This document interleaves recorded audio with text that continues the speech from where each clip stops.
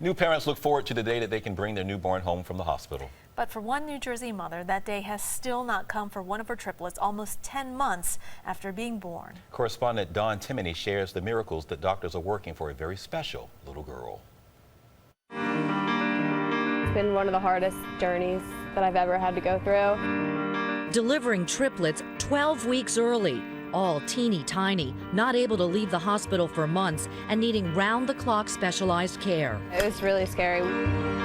They told me when I found out that when we found we were pregnant with triplets that that they were going to be, most likely in the NICU. I've never been to a NICU. I've heard the word, but I never really knew what it was. But 25-year-old Brooke Selly is all too familiar now with the NICU, the hospital's neonatal intensive care unit, where fragile, premature, and sick newborns are treated. Madeline was 1 pound 10 ounces. Riley was 2 pounds 9 ounces, and Ellie was 2 pounds 10 ounces. Arriving into this world on October 18, 2013, at just over 28 weeks, the identical triplets had an uphill battle, especially the littlest one, Maddie, who doctors feared might not make it. That was just really scary to hear. But Maddie has proven to be quite a fighter, although the battle is far from over for this little one. While her sisters got to go home at 2 months, she's been at the NICU at Children's Hospital of Philadelphia for months on end, Right there, is it good? being treated for chronic lung disease. The first few months, it was very hard for us even get her to grow. Because when babies breathing like that, they're spending almost all their calorie to breathe. And with that, they can't grow healthy lung tissues either. It's been heart-wrenching for Brooke, who visits Maddie every day with her 2 sisters strapped in the stroller ready to go.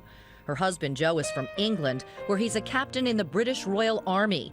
He visits as often as he can.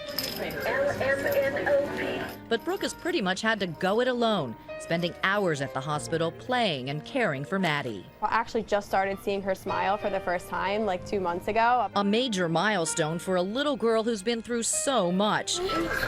Maddie is improving every day and continues to amaze the team of doctors and nurses at CHOP. So now she's like a chubby girl and happy. So it's like really a long way. She's a completely different girl now. Before, if you would have seen her a few months ago, she had no color to her. She was like a little twig. Maddie couldn't be in better hands. CHOP has one of the largest chronic lung disease programs in the world for newborns and infants.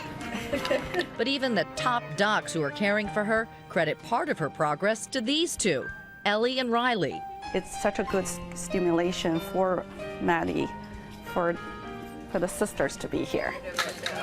Brooke says her sisters are kind of like Maddie's magic medicine. Breathing started progressing and she interacts with them. 2 identicals to come in and kind of like root you on and push you forward. Brooke is hopeful doctors will spring Maddie from this place before her first birthday.